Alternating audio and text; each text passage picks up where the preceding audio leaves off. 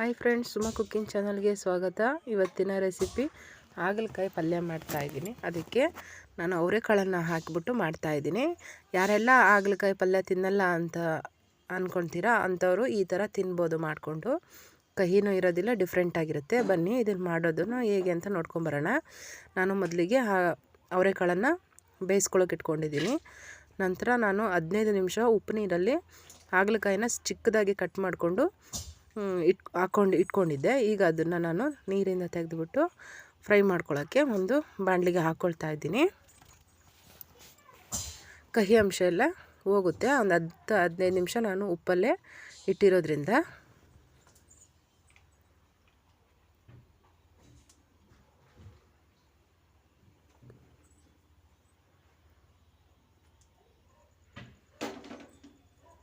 ಈಗ ಇದು ಸ್ವಲ್ಪ ನೀರೆಲ್ಲ ಇರುತ್ತಲ್ವ, ನೀರು ಹೋಗೋ ತನಕ ನಾವು ಫ್ರೈ ಮಾಡ್ಕೋಬೇಕು.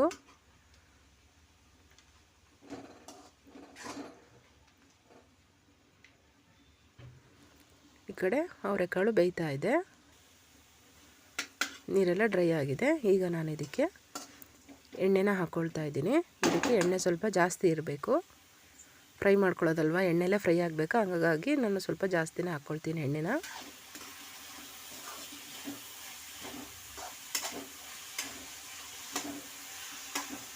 ಹೀಗೆ ಫ್ರೈ ಮಾಡ್ತಾನೆ ಇರಬೇಕು, ಅದು ಸ್ವಲ್ಪ ಫ್ರೈ ಆಗೋ ತನಕ.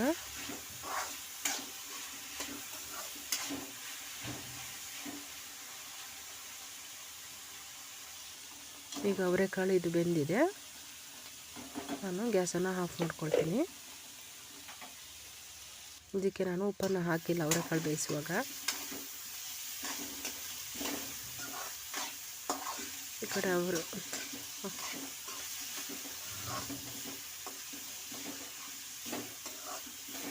ಹಾಗಲಕಾಯಿ ಚೆನ್ನಾಗಿ ನಾವು ರೋಸ್ಟ್ ಮಾಡ್ಕೋಬೇಕು.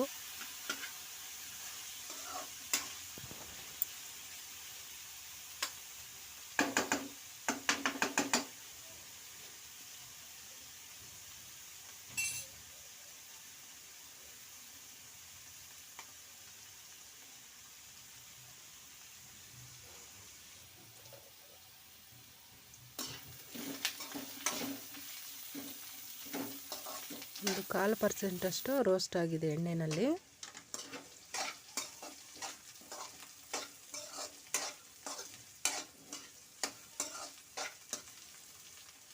ಈ ಥರ ಆಗಿದೆ ನೋಡಿ. ಇನ್ನೂ ನಾವು ಫ್ರೈ ಮಾಡ್ಕೋಬೇಕು ಅಂತ ಮಾಡ್ಕೋಬೋದು, ನಮಗಿಷ್ಟು ಸಾಕು. ನಾನೀಗ ಇದನ್ನು ಪ್ಲೇಟಿಗೆ ತೆಗಿತೀನಿ.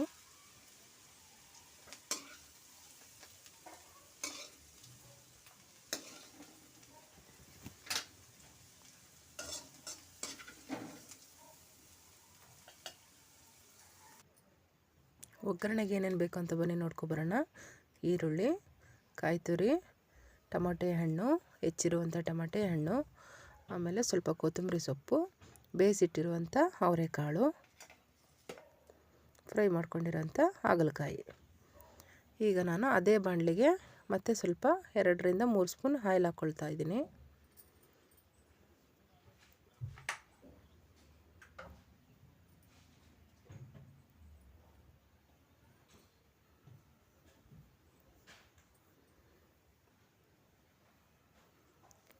ಎಣ್ಣೆ ಬಿಸಿ ಆಗಿದೆ. ಈಗ ನಾನು ಹೆಚ್ಚಿರುವಂಥ ಈರುಳ್ಳಿನ ಹಾಕ್ಕೊಳ್ತಾ ಇದ್ದೀನಿ ಫ್ರೈ ಮಾಡ್ಕೊಳ್ಳೋಕ್ಕೆ.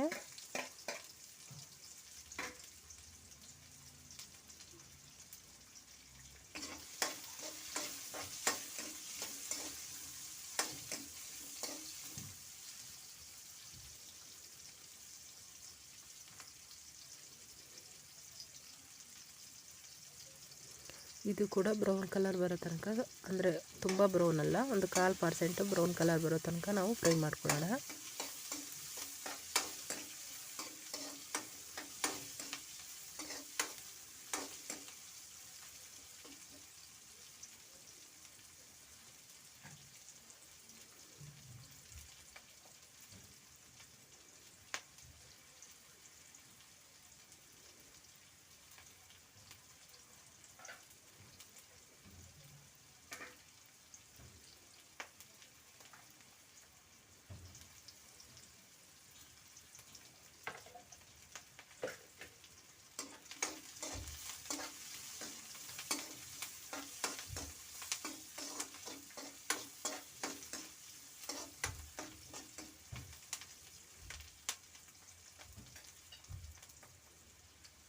ಈಗ ನಾನು ಇದಕ್ಕೆ ಟೊಮೆಟೊ ಹಣ್ಣು ಹಾಕ್ಕೊಳ್ತಾ ಇದ್ದೀನಿ, ಹೆಚ್ಚಿರುವಂಥ ಟೊಮೆಟೊ ಹಣ್ಣು.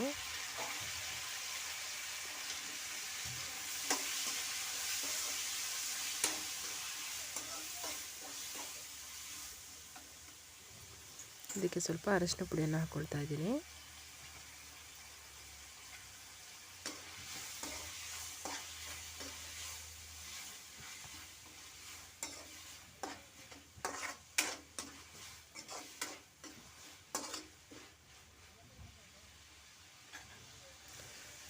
ಸ್ವಲ್ಪ ಉಪ್ಪನ್ನು ಹಾಕ್ಕೊಳ್ತಾ ಇದ್ದೀನಿ, ರುಚಿಗೆ ತಕ್ಕಷ್ಟು ಉಪ್ಪು ಹಾಕ್ಕೊಳ್ತಾ ಇದ್ದೀನಿ.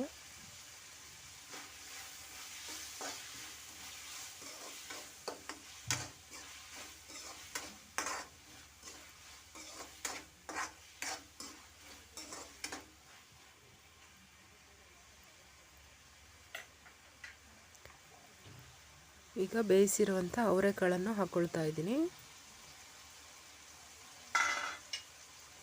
ಇದನ್ನು ಕೂಡ ಫ್ರೈ ಮಾಡ್ಕೊಳ್ತೀನಿ.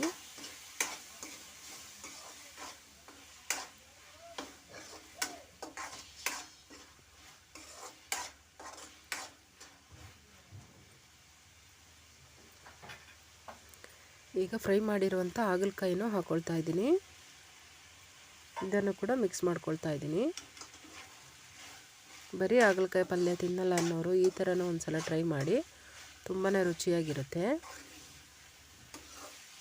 ನಾನು ನನ್ನ ಚಾನಲಲ್ಲಿ 2 ವಿಧಾನದಲ್ಲಿ ಮಾಡಿರುವಂಥ ಹಾಗಲಕಾಯಿ ಪಲ್ಯನ ಅಪ್ಲೋಡ್ ಮಾಡಿದ್ದೀನಿ.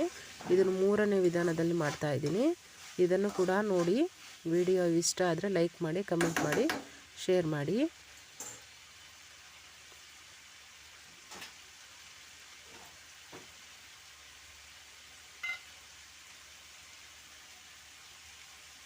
ಈಗ ಖಾರಕ್ಕೆ ತಕ್ಕಷ್ಟು ಖಾರದ ಪುಡಿನ ಹಾಕ್ಕೊಳ್ತಾ ಇದ್ದೀನಿ.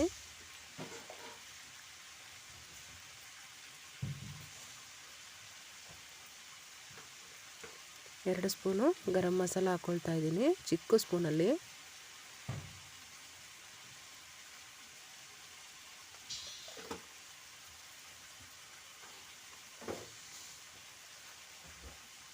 ಇದನ್ನು ಕೂಡ ಮಿಕ್ಸ್ ಮಾಡ್ಕೊಳ್ತೀನಿ.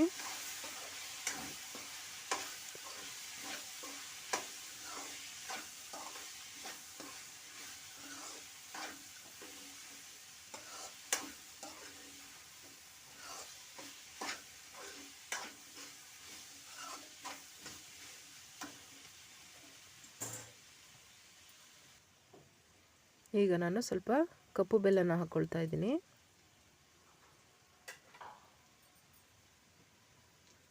ಸ್ವಲ್ಪ ತೆಂಗಿನಕಾಯಿ ತುರಿನ ಹಾಕ್ಕೊಳ್ತಾ ಇದ್ದೀನಿ. ಇದಿಷ್ಟನ್ನು ಮಿಕ್ಸ್ ಮಾಡ್ಕೋಬೇಕು.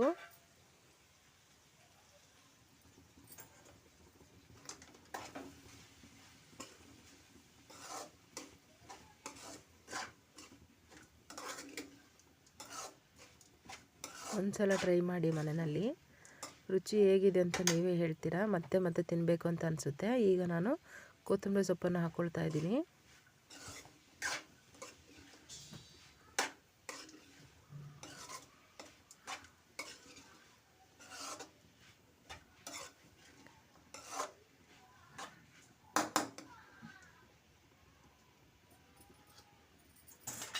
ಈಗ ಸ್ವಲ್ಪ ಒಂದು ಅರ್ಧ ಕಾಲು ಲೋಟದಷ್ಟು ನೀರನ್ನು ಹಾಕ್ಕೊಳ್ತಾ ಇದ್ದೀನಿ.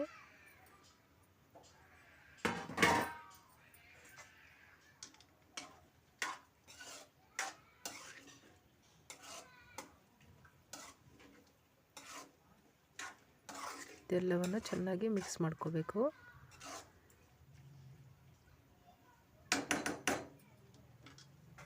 ಇದನ್ನು ನಾನು 15 ನಿಮಿಷಗಳ ಕಾಲ ಸಣ್ಣ ಊರಿನಲ್ಲಿ ಬೇಯಿಸ್ಕೊಳ್ತೀನಿ.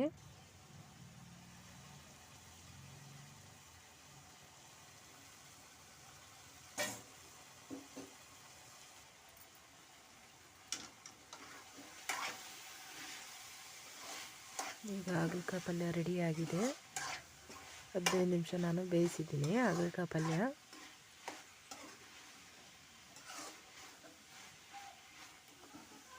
ನೋಡಿ ಒಂದ್ಸಲ, ತುಂಬಾ ಚೆನ್ನಾಗಿದೆ ನೋಡೋದಕ್ಕೂ. ಸ್ಮೆಲ್ಲು ಕೂಡ ತುಂಬ ಚೆನ್ನಾಗಿ ಬರ್ತಾ ಇದೆ. 2 ಚಪಾತಿ ತಿನ್ನೋರು 3 ಚಪಾತಿ ತಿಂತೀರಾ, ಈ ಥರ ಒಮ್ಮೆ ಟ್ರೈ ಮಾಡಿ ಮನೆಯಲ್ಲಿ. ಚಿಕ್ಕ ಮಕ್ಳಿಗೂ ಕೂಡ ಇಷ್ಟ ಆಗುತ್ತೆ.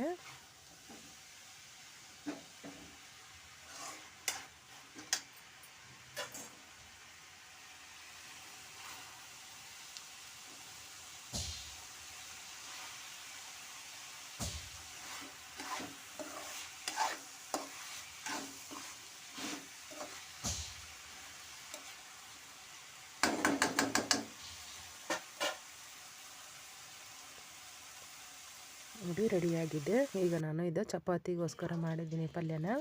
ತುಂಬಾ ರುಚಿಯಾಗಿ ಇರುತ್ತೆ. ನಾವು ಮನೆಯಲ್ಲಿ ಮಕ್ಕಳಿಗೂ ಕೂಡ ಇಷ್ಟ ಆಗುತ್ತೆ ನಾವು ಮಾಡುವಂಥ ಅಡುಗೆಗಳು. ಒಮ್ಮೆ ಈ ಥರ ಟ್ರೈ ಮಾಡಿ ನಮಗೆ ವಿಡಿಯೋ ನೋಡಿ ಸಪೋರ್ಟ್ ಮಾಡಿ. ಹೆಚ್ಚಿನ ವಿಡಿಯೋಗೋಸ್ಕರ ಸಬ್ಸ್ಕ್ರೈಬ್ ಮಾಡ್ಕೊಳ್ಳಿ. Thank you for watching.